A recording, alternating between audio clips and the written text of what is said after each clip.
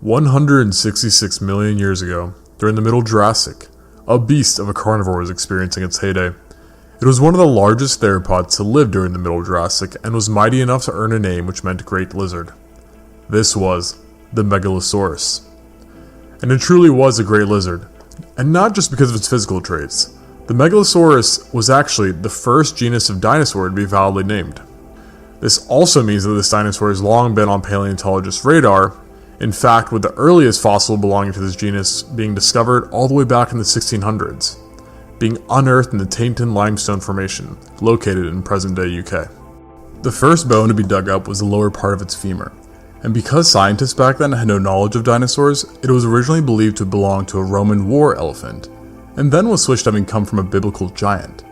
This belief persisted for a considerable amount of time until the early 1800s, when new fossils were located and delivered to paleontologist William Buckland, who with the help of fellow paleontologists deduced that it was really a massive lizard-like animal, which he estimated to have been about 40 feet or 12.2 meters in length, while standing 8 feet or 2.4 meters tall.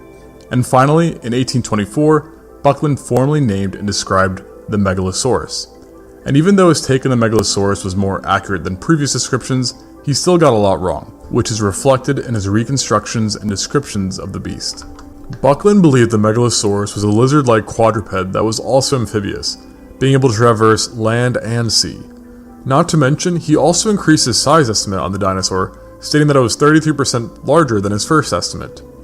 Additionally, he could tell the Megalosaurus was a carnivore due to its teeth shape, and being the religious person he was, he claimed the Megalosaurus served the biblical role of ending the lives of old and ill animals, in order to, in his words, diminish the aggregate amount of animal suffering. This understanding of the Megalosaurus did not stay around for long, as more fossils of the dinosaurs were eventually uncovered. And even before the end of the 1800s, paleontologists had deduced that it was likely bipedal, and it was not as large as originally thought. And throughout the 1900s and early 2000s, even more specimens would be located, with one location yielding 103 bones alone.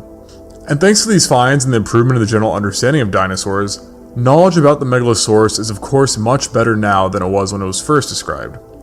As of today, there is only one true Megalosaurus species, Megalosaurus bucklandi. Although other species have been proposed, none of them have been universally accepted due to the lack of fossil evidence. And the Megalosaurus bucklandi has also suffered from this lack of fossil evidence because despite the considerable amount of specimens found, there is still a lot more of it missing, with the vertebrae and skull bones being extremely scarce, meaning that its physical appearance is not quite certain. Yet, in 2010, a paleontologist reconstructed the Megalosaurus using all known body parts, leading to a rough idea of what this magnificent creature looked like. The reconstruction depicts the Megalosaurus as a carnivorous theropod that was medium to large size, being between 6 meters, or 20 feet, and 9 meters, or 30 feet in length, while weighing about 1 ton, making about the same weight as a European bison. Although this meant it wasn't as large as some of the most famous theropods like T-Rex or Spinosaurus, it still made it one of the largest Middle Jurassic theropods to exist. Additionally, studies on its bone formations indicated it was quite robust and would have been heavily muscled. Its skull in particular was exceptionally sturdy, as the limited finds of skull material show that it was unusually large for its body, and thus had an extremely powerful mouth that could deliver vicious bites. Its mouth was also equipped with long dagger-like teeth that could easily tear through the flesh of its prey. The Megalosaurus also had its arms to use, which, although being relatively short, were stout and strong, and likely possessed 3 digits. It's been speculated the Megalosaurus may have used these robust arms to grip prey, or perhaps slash at them, inflicting rapid cuts. Meanwhile, its legs, while also being well built, were not as robust as the legs of some of its relatives, like the Torvosaurus, to which the Megalosaurus was closely related. Both of these two theropods belong to the family Megalosauridae, aptly named after the Megalosaurus. This family included 9 members, all of which were quite primitive when compared to later theropods and were characterized by lower and longer skulls. They also had a wide distribution throughout the Earth, however the Megalosaurus itself solely inhabited present-day England.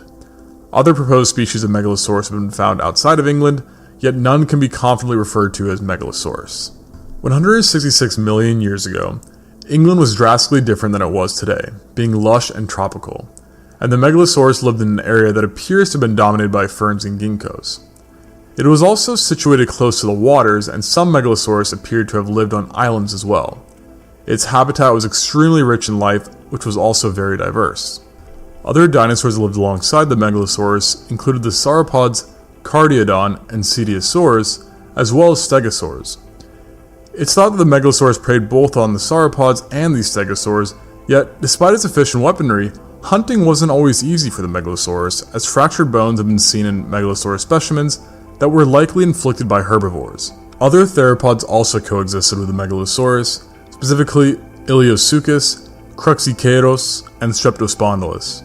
The latter two were similar in size to the Megalosaurus, however neither preyed on each other and they probably all had their own separate niches. Furthermore, the Megalosaurus is more common and widely distributed, indicating to paleontologists that it was the top dog of its time. And dinosaurs were not the only ones thriving in England during this time, as multiple fish, pterosaurs, insects, and cynodonts were also present. It's possible that Megalosaurus may also have hunted these non-dinosaur animals, yet no concrete evidence of this has been discovered. Yet. Overall, the Megalosaurus is truly an amazing and important dinosaur whose discovery is a monumental landmark in paleontology. And hopefully this animal starts to get the recognition it deserves and appear more in paleo media.